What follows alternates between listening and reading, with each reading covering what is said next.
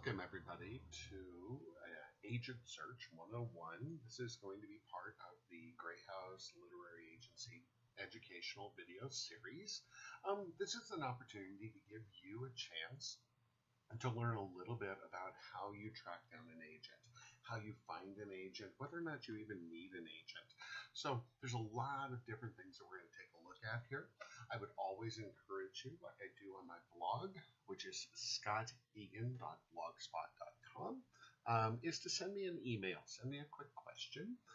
If you do have any additional thoughts or ideas, or you're just unclear as to what to do next in terms of your writing ability here. So today, again, we're going to talk about Agent Search 101. So the goals for today are pretty simple. We want to understand really what an agent and a writer do, what that relationship is, how you're going to find that right match, and certainly understanding how you're going to research and track this person down. We're living in a highly digital society right now, and it's really tough to try to find anything on the internet unless you are just a genius when it comes to researching on that internet. I mean, it's really tough. There's just a lot to sort out. If you've gotten onto Amazon, for example, and you're just trying to find a book, one thing that I point out to everybody is that a lot of times I will get on Amazon to try to track down a book, and sure enough, I can spend an hour just looking at free books and never find anything, and I still have a long way to go. So again, we've got a long way, a lot of things that we have to sort through here. So let's just kind of talk about what's going on with that agent. First of all, this is a personal relationship. This is something that you've got to find on your own. It's not something that other people can do for you. This is not something that your best friend's got an agent, so that's going to be the best person for you. And it's also not something that you're going to be able to just get recommendations from other people. This is between you and that agent. So as I always say, what works for one person may not work for you. Okay, so a good example of this would be, I did a workshop once with about 5 other agents.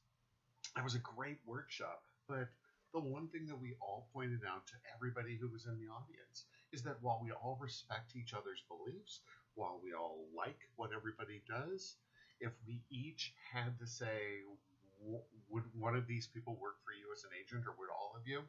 It came down to the fact that for most of us, we might not want to work with the other people because of the approaches that they take. So again, you've got to remember that part, is that what works for you may not work for everybody else. The other thing to be aware of is that this is a team. This one for you. It's a team event here. This is something that you've got to work together. Your agent's not going to do the work for you. This is not a situation where you do the writing, the agent does everything else. You've both got to work together. You're also all in it for the same thing. We want you to be published. You want to be published. You've got to remember that with an agency, we're making money only when you sell those books. If you don't sell the books, we don't make any money. So this is an investment that we are making in you, but it's also an investment that you are making with that agent. You want to say, hey, I am trusting you enough to guide me in the right direction. But at the same level, we have to know that we can trust you. And that's what I said. It's a matter of trust. And that trust issue is really big. I cannot stress that one enough. You have to say, I know, I believe in my agent. So what are we looking for here? Well, there's different approaches that every single agent does. On the same level, guess what? We're all doing the exact same thing. So I am going to be very clear with you on this, is that all agents are really doing the same thing. It's going to be career building. It's going to be editorial work with your story. It's going to be marketing things. We're going to be contacting publishers in the very same direction. We're going to be writing proposals and so forth. So what we are doing will all be essentially the exact same thing. It's in many cases it's the same thing that you would personally be doing when you are um, contacting editors on your own. The difference is that we're going to be able to get you in differently, or get you into the actual the publishers that you might not normally be able to get into. But let's go ahead and let's kind of talk about this. What are we going to do differently? Number one, we are going to be doing our administrative work differently. How we handle the books, how we report back to you on sales and things like that, how we do our accounting, how we're going to be doing, um, how the checks are going to come in. Okay, so that's going to be one of those things that you're going to want to look at. The other thing is that how much hands-on work do we have? There are some agents out there that believe, they're going to let you do a lot of that editorial work. They're going to back off on that. For myself at Grey House, I like to be in on that work on a pretty regular basis. And that's something that's, for me, it's a lot easier if I know where you're at in the storyline of things, or in the whole grand scheme of things, I should say. If I know where you're at, what you're doing with your stories, I know whether or not I can be pushing an editor on one thing or whatever that case might be. It also gives me a personal chance, and this is that hands-on side. It gives me a chance to really understand your voice, kind of how you approach things, so that when I'm talking to an editor and an editor makes a recommendation, I know whether it's going to work or not. But you need to know, how hands-on are they going to be? You also have to talk about how aggressive these people are. Each agent, again, is going to approach how they market their stories. Some people will be very, very aggressive. Other people might simply say, "I'm not going to do that. I'm going to take things nice, easy, and slow." So you've got to decide, are these people going to play hardball with publishers? Is that what they're looking for? Are they looking for big numbers? Are they just looking for some consistency? You also have to ask yourself, is this a big agency or a small agency? And you've got to make those decisions. There's pros and cons to each of those. When you have a larger agency, it means that you got a lot of eyeballs looking out for you. You might have access to editors that another agent might not have access to. They might work together with each other. So that might be something. The smaller agency, you're going to get some more one-on-one contact. Well, what you have to ask yourself here is, do you want to be that big fish in a small pond or the small fish in the big pond? And that's really going to be something to look at. Now, the next thing is, how much part of the team are you going to be? Okay. Again, it's that teamwork, it's that hands-on element that you want to definitely look at. So I want you to consider, you've got to still be part of that team. What type of a team are they going to be working with? Also, find out what their contact levels are. We each contact things differently. Okay, so there's some agents, for example, who will only contact you if and when something happens. If they don't, you're not going to hear from them. Other agents will wait to hear back from you. They aren't going to be overly aggressive of saying, "Hey, listen, you haven't met that deadline. I need to know where you're at. What's going on?" So they might be asking things like that. At my agency in particular, as soon as I hear anything from any editor, I automatically let you know. Whether it's good news or bad news, I let you know at that particular moment. But again, that's the approach that I'm going to take.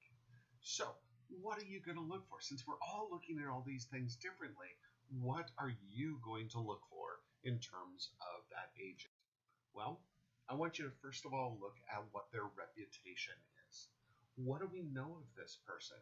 Do we know that they tend to be out on the circuit a lot, out at conferences, talking to a lot of people? That might be something that they're going to do. What do we know about their blogging history? Do they go out and they blog and they talk to a lot of different people? Is that something you want to look at? You definitely want to take a look at the size of that agency as well. How many people are they representing? And that's what do they represent and who they represent. So you want to look at that. Look, if I'm an author, for example, and I'm a brand new author, sure, getting with the agent that represents, say, a Nora Roberts might sound great, but you know something? Where is that agent going to spend their time? They're going to spend the time with a known commodity. They're going to spend their time with the Noras of the world and not necessarily you. That doesn't mean that you're not important, but they're going to go to where the money is at. You also want to take some time to talk about, try to find out what their approach is to that business. What is it that they're doing? And you can find a lot of this information out there. We're going to talk about that in just a second here. But you've got to figure out how they approach businesses. You know, how do they contact the editors? What's their approach? Who are they contacting? Who are their main approaches? Now, here comes the big one and the important here. I want you, whoops, let me just went backtrack there. Let me go back to this one.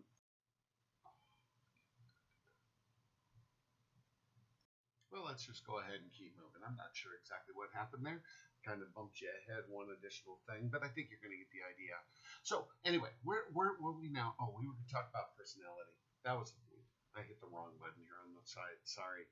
But you got to find out about their personality. What are they like as a person?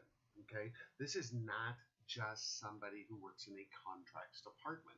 You want to know their personality. Are they friendly? Do they like dogs? Do they like cats? What are their interests? What are their hobbies? Because you know something, you this is a marriage, and you want to figure out who those people, you know, what those people are like. So that's what you got to try to track down. Now let's talk about where you find this information. That was that next slide we were shooting for here. So where do we look around at? First of all, definitely talk to a lot of people. Get on the loops. Find out what other people are saying. Talk to their current authors. Talk to their critique partners. But let me give you a word of warning here. There's so much stuff that's out there. If you talk to the authors who are currently being represented by that agent, they're going to tell you good things. So you need to know that. They're not going to sit there and go, yeah, my agent's a complete jerk. The other thing that you're going to find, and this is about the loops, is please be careful. What you will often find is that people will get onto the internet and only post the things that they hate. They won't post the good stuff. Because if it's good, why do they need to be talking? They're all happy. Everything's great. But they aren't going to post the bad stuff. So you need to be very clear on that. If you just get on the internet and you're going to go, oh my gosh, all I can find is negative stuff about this person. Of course that's all that you're getting. Because somebody is angry and they're going to get online and they are going to vent and they are going to just start to complain. So you have to use your critical thinking skills here.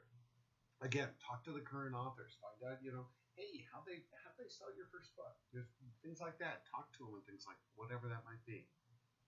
Take a look if they've got a blog. If they're out there on social media, whether it's Facebook or Twitter or whatever that might be, but get out there on that social media and start following them. I always say, stalk your editor, stalk the agent. Make sure that you know where they're coming from. See what they're posting. See the types of things that they're talking about. Get on their websites. This one is so big, and I don't know how many people I end up rejecting because they clearly were not doing their research. But get on their websites. Know what they're looking for. Know how they're looking for things. Look at the authors that they're representing. Study that and research it. Take the time. The next one, conferences. Go to those conferences, go to those spotlight sessions, talk to those people. If they are somebody who goes to the major national conferences and posts things like, hey, I'm sitting in the bar right now having an open house, come on by and talk to me, go by and talk. You don't have to pitch your story, just talk. It gives you a lot of things. But the key is ask questions. You have to ask questions there. Send them articles. See if they've posted articles. If they're doing guest blogs on other people's sites, that's really important. Are they saying things? Whatever it is that they might be doing, I want you to really pay attention to those. Okay? Read. You know, all of this is research. The last part is direct email. Email them and ask them some questions. Hey, looking for various agents, and you're one of those people that I'm considering. How much contact do you make with your writers? What type of things do you get? Now, if they don't answer you, that might be telling you something. That might be telling you, hey, this might not be the person for me. So definitely consider doing that. Now, what do you need to do? You can ask a lot of these questions, but you've got to do some work on